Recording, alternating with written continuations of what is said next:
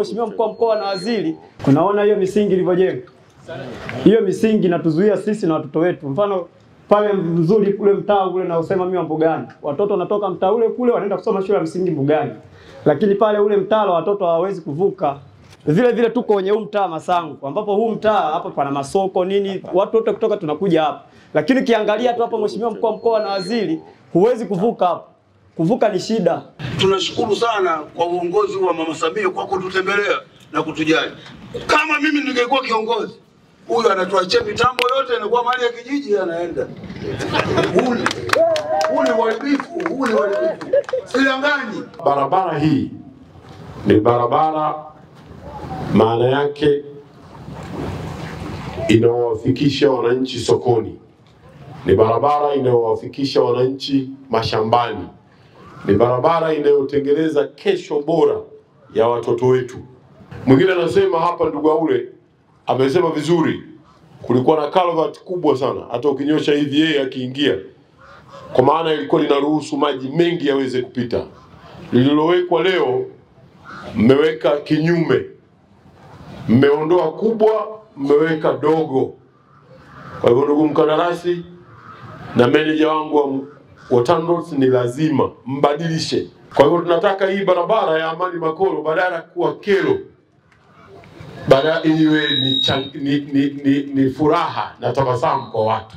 Na wamesema vizuri juu ya kwamba mbona yanayofanywa yanaonekana yako chini ya kiwango, haswa hayo makaravati. Njoo yakague, maji yanayopita ni mengi, karavati ni dogo. Kwa hivyo hilo linapelekea maji yanaweza yakatoka yakaingia majumbani mwa watu. Rekebisheni haraka. Mmezungumza mathalani taa.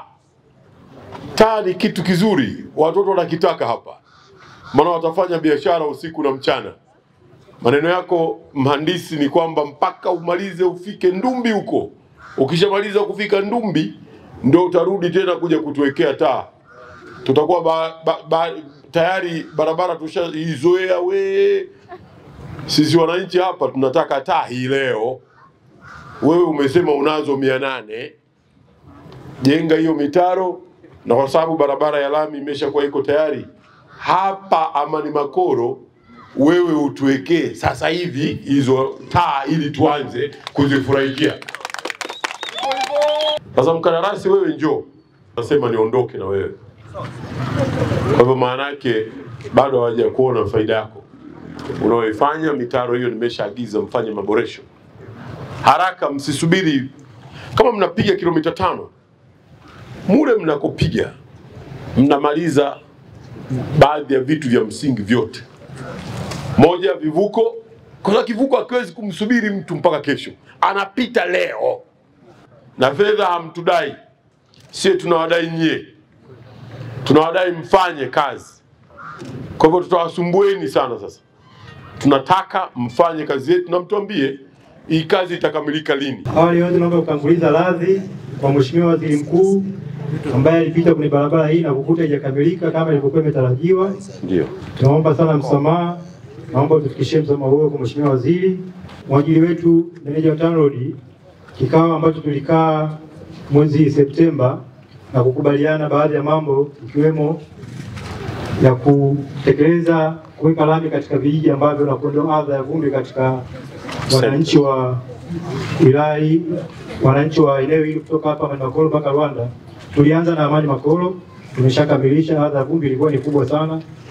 Matumaini yetu mpaka kufikia mwezi wa pili tutakuwa tumeweka lami, maana tuliagiza lami mwezi Oktoba Dubai, ambapo tunategemea kabla ya mwezi wa Januari kuisha tuanze utekelezaji wa kuweka lami.